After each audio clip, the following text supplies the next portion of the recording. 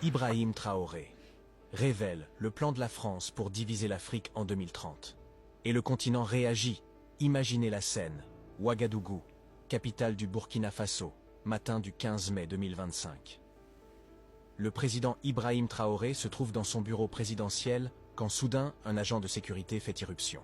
Son visage est pâle, ses mains tremblent légèrement. Il tient une enveloppe marquée du sceau diplomatique français. Cette enveloppe vient d'être déposée anonymement à l'entrée du palais présidentiel pendant une conférence régionale sur la sécurité sahélienne. Traoré observe l'enveloppe avec suspicion. Qui oserait livrer un document diplomatique français de manière aussi mystérieuse? L'agent explique qu'un homme en costume sombre l'a remise aux gardes à l'entrée principale avant de disparaître dans la foule.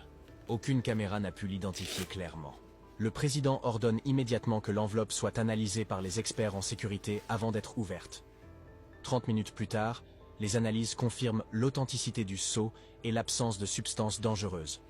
Traoré brise personnellement le cachet rouge et découvre un mémorandum classifié de 43 pages. Le titre fait froid dans le dos.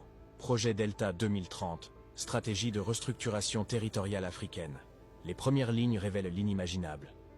Un plan détaillé pour fragmenter le continent africain en micro-États sous tutelle européenne d'ici 2030. Le document décrit méthodiquement comment diviser les régions les plus riches en ressources minérales. Le Mali serait scindé en 3 territoires distincts. Le Burkina Faso perdrait ses zones aurifères du nord. La Côte d'Ivoire verrait ses plantations de cacao redistribuées. Chaque nouvelle entité serait placée sous la protection indirecte de pays européens spécifiques. La France superviserait les zones uranifères. La Belgique contrôlerait les mines de diamants. L'Allemagne gérerait les gisements de lithium. Traoré lit chaque ligne avec une colère grandissante. Le plan prévoit d'utiliser les tensions ethniques existantes pour justifier les nouvelles frontières. Des cartes détaillées montrent comment redessiner l'Afrique de l'Ouest selon les intérêts économiques européens. Le président convoque immédiatement son conseiller en sécurité nationale et ordonne une analyse cryptographique complète du document. L'équipe technique travaille toute la nuit. À l'aube, les résultats tombent.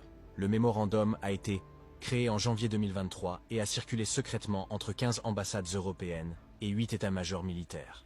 Les métadonnées révèlent qu'il a été consulté plus de 200 fois par des diplomates français, belges et allemands.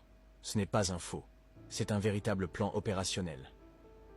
Le document révèle également les méthodes prévues, opérations psychologiques via les réseaux sociaux, financement discret de milices locales pour créer des conflits artificiels, manipulation des médias internationaux pour présenter la fragmentation comme une solution pacifique au conflit africain. Chaque étape est planifiée avec une précision militaire.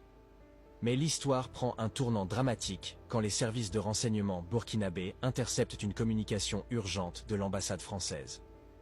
Un diplomate français nommé Michel Durand est surpris en train de détruire frénétiquement des fichiers sur son ordinateur portable dans les sous-sols de l'ambassade. L'homme panique visiblement, effaçant des téraoctets de données classifiées. Les agents burkinabés, agissant sur